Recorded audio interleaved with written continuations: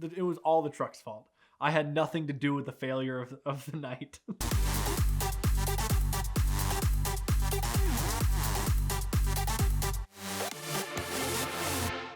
So I daily a 1999 Yamaha V-Star.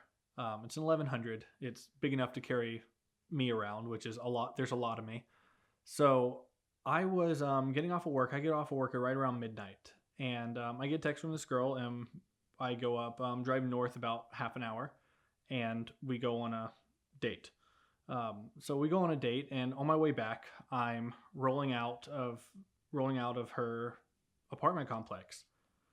As I'm pulling out, getting on the main road, I roll through the stop sign. And as people on bikes know, you never really stop. You never stop, put your foot down, then go into first gear, slow down, look around, then go ahead and go.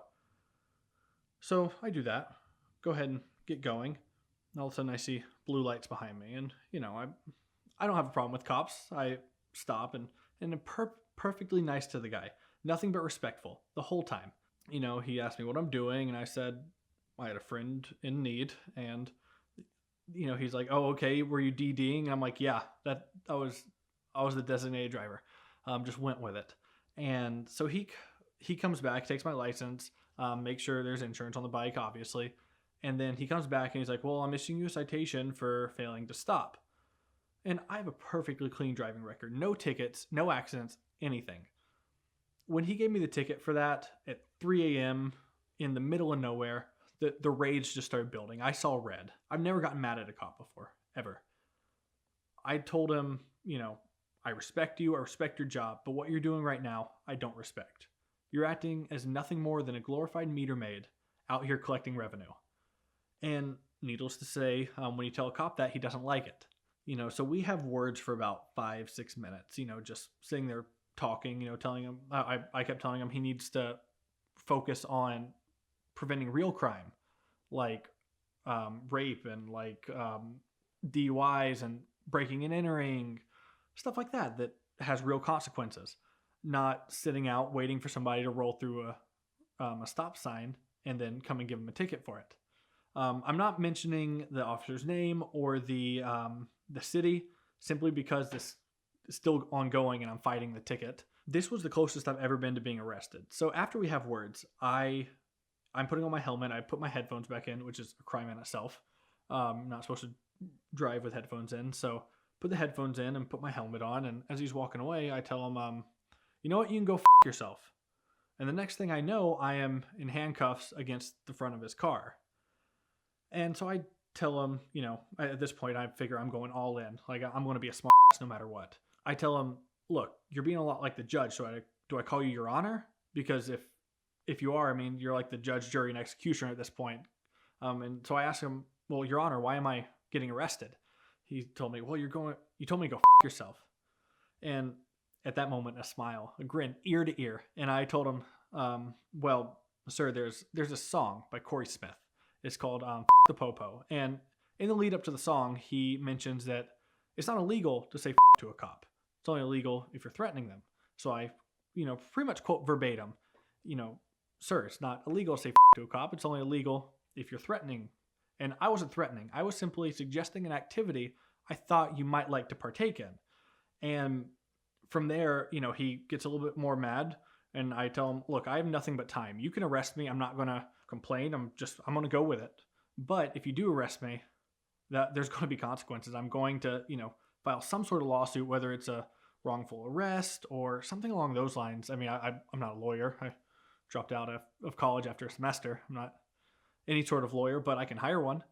And I don't know if he didn't feel like doing paperwork or it was that got him to let me go. But I ended up, back on my bike and drove an hour and a half back home. But lately, so I go out on, I'm not going to say a lot of dates because I'm like a solid 4 at best, but I go out on a good number of dates. And so I had picked up this girl out West Georgia where I live, picked her up and was heading down 20 towards the aquarium. I bought aquarium tickets, which that's a big date for me. That's like a really big expense. $40 tickets, that's pretty high. More than my typical Waffle House date. Pick her up, heading down 20. I'm going about 85, 90. And all of a sudden, the kind of back end of my truck drops down.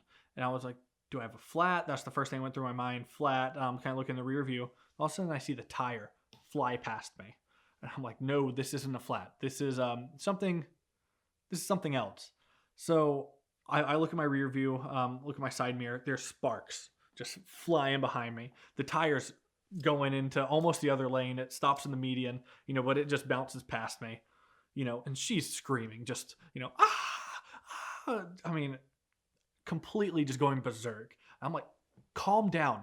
I wrestled it to the side of the road. I didn't slam on the brakes. I kind of kept on the gas and just slowed to the side of the road. I had to get my tire. I had to get the wheel. So I wait. It's fairly busy at this point. It's mid-afternoon. So I wait till there's a semi gap, and I don't tell her that I'm about to dart across the interstate. I just run across the interstate, grab the tire. I think I was wearing this exact shirt, actually. I grab the tire and run with it back. So I now have a ring around me that's black. She's like, why were you running across the interstate? That's so dangerous.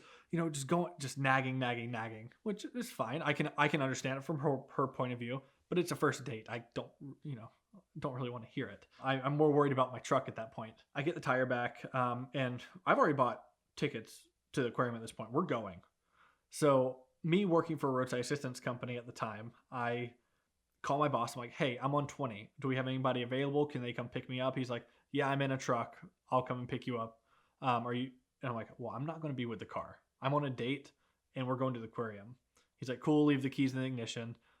Which they're not supposed to do. You're supposed to be with the vehicle when they tow it. We end up calling an Uber, and he picks us up on the side of the interstate. We're just standing there waiting for this Uber to show up. We Uber to Atlanta.